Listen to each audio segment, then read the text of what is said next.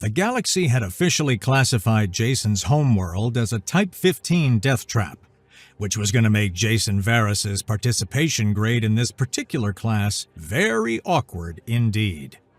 He sat in the front row of Xenogeography 302, nursing coffee that could strip paint off a starship. The other students gave him the kind of berth reserved for unexploded bombs. The course title glowing above the podium explained why: Deathworld Ecology and Hostile Habitats.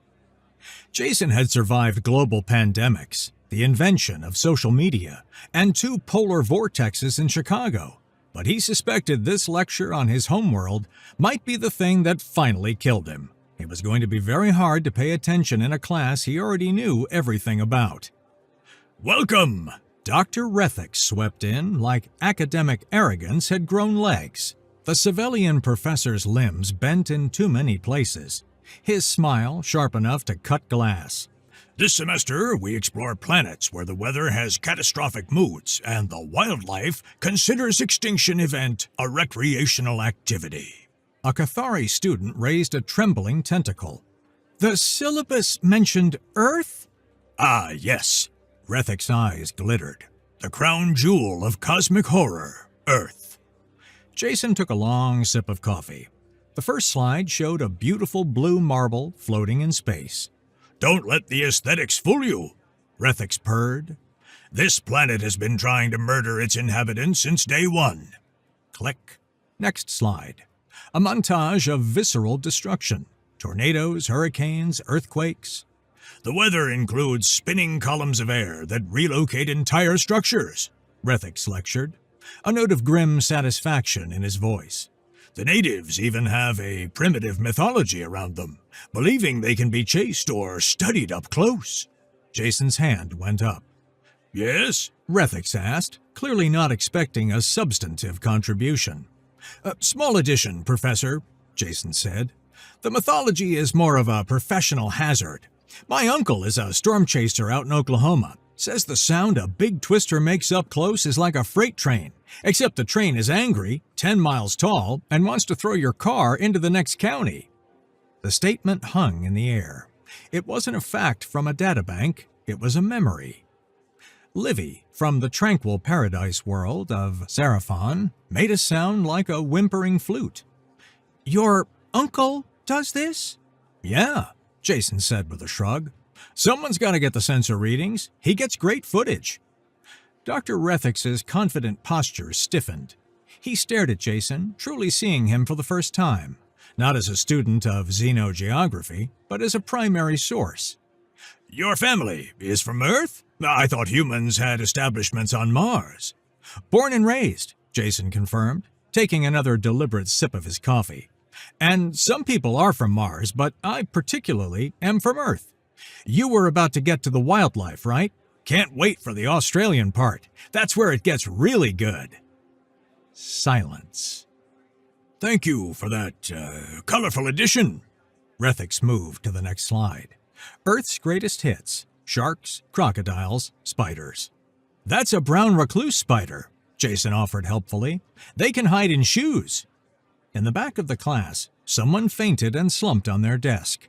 A weak-stomached classmate vomited into the trash can. Everyone was horrified by Earth, and the creature, the human, who survived it. Jason held back a laugh. Maybe this class wouldn't be so boring after all.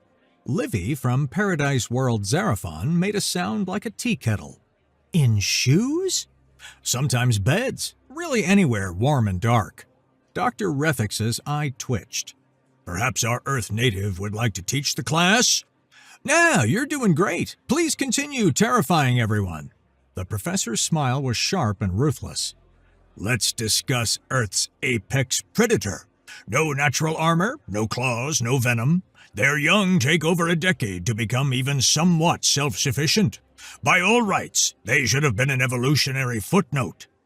New slide, early humans.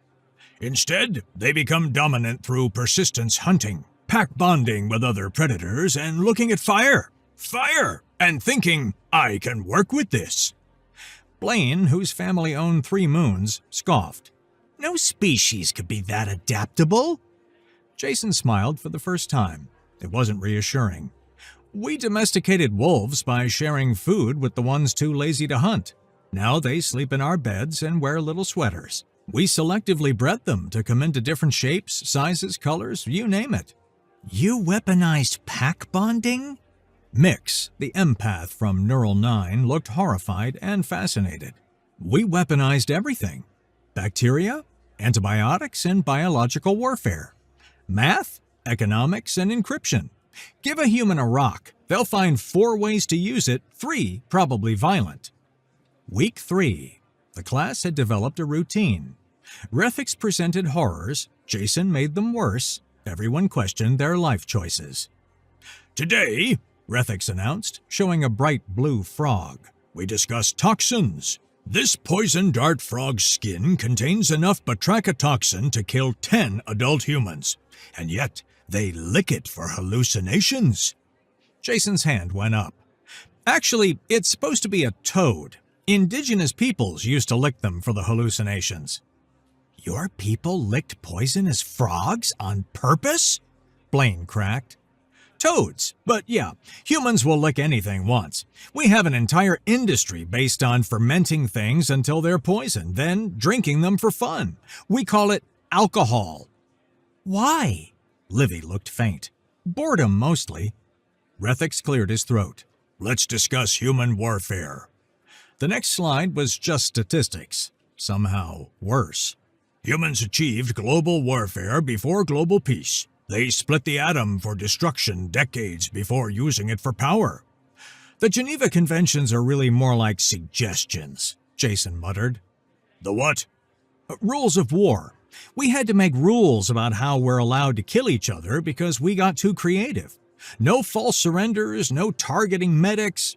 You needed rules? Mix's empathetic abilities were apparently causing a migraine. To limit killing? Well, yeah, otherwise it's just chaos. Later, discussing tsunamis, Jason went quiet. 2004, Indian Ocean. 2011, Japan. People still live in those areas. They return? Livy's voice cracked. After the water tries to kill them? It's home. You rebuild. You prepare better. You stay because leaving means letting the planet win. For the first time, even Rethics seemed at a loss. Final week. Rethics presented his thesis, The Inevitable Collapse of Deathworld Civilizations. Every model shows the same result. Deathworld species burn too bright. They're programmed for crisis, so they create crisis. Humans exemplify this.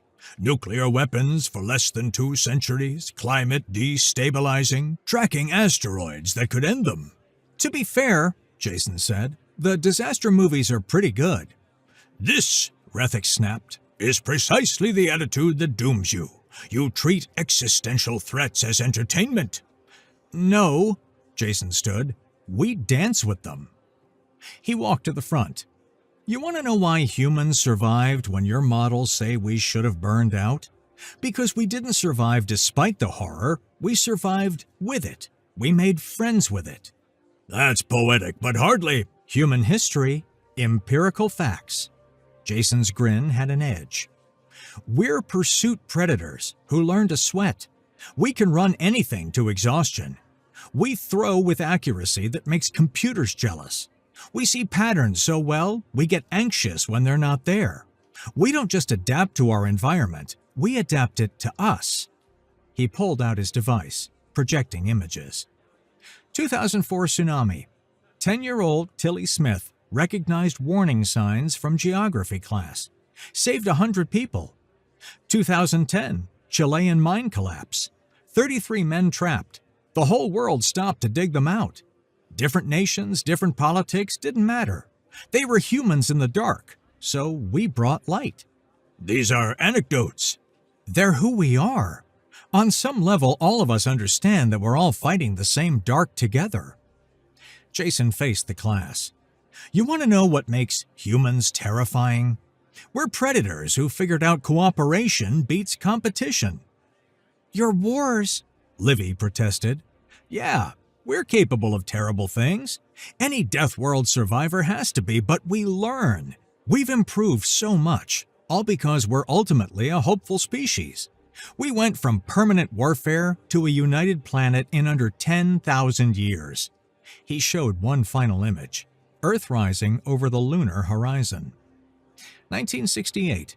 We went to explore space and discovered Earth. Yep, our own planet we came from.